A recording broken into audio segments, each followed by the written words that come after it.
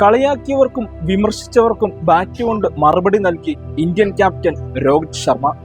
ഇന്നലെ കട്ടക്കിൽ നടന്ന ഇംഗ്ലണ്ടിനെതിരായ രണ്ടാം ഏകദിനത്തിലാണ് തന്നെ കളിയാക്കിയവർക്കും വിമർശിച്ചവർക്കും സെഞ്ചുറി പ്രകടനത്തിലൂടെ രോഹിത് മറുപടി നൽകിയത്. ഒടുവിൽ എല്ലാ പഴികൾക്കും വിമർശനങ്ങൾക്കും പരിഹാസങ്ങൾക്കും രോഹിത് ശർമ്മ മറുപടി കണ്ടെത്തിയിരിക്കുന്നു. കട്ടക്കിൽ നടന്ന ഇംഗ്ലണ്ടിനെതിരായ രണ്ടാം ഏകദിനത്തിൽ ഫോമിലേക്ക് ഉയർന്ന 37-കാരൻ സെഞ്ചുറി തൊട്ടു.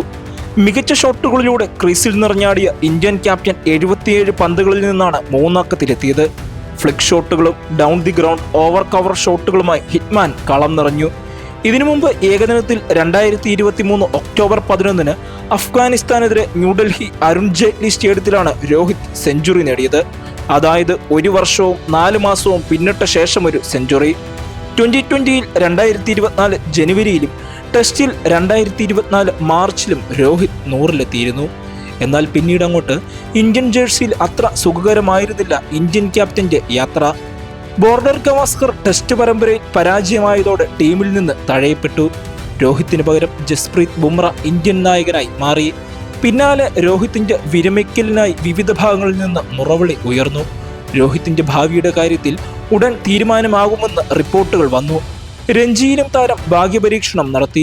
പക്ഷേ മുംബൈയുടെ ജേഴ്സിയിലും നിരാശ തന്നെയായിരുന്നു ഫലം.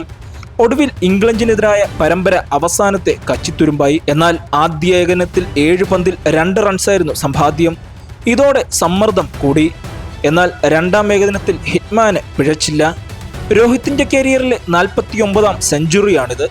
ഏകദിനത്തിലെ 32-ാം സെഞ്ചുറിയും. ഇന്ത്യൻ ജേഴ്സിയിൽ ഏറ്റവും കൂടുതൽ സെഞ്ചുറി നേടിയ താരങ്ങളുടെ പട്ടികയിൽ രാഹുൽ ദ്രാവിഡിനെയും രോഹിത് മറികടന്നു. 48 സെഞ്ചുറിയാണ് ദ്രാവിഡിന്റെ പേരിലുള്ളത്. ഈ പട്ടികയിൽ സച്ചിൻ ടെണ്ടുൽക്കറേയും വിരാട് കോഹ്ലിയുമാണ് രോഹിത്തിന് മുന്നിലുള്ളത്.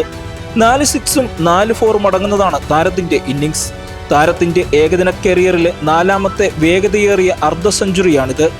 6 മാസം മുമ്പാണ് രോഹിത് അവസാനമായി രാജ്യാന്തര ക്രിക്കറ്റിൽ ഒരു അർദ്ധ സെഞ്ചുറി നേടിയത്.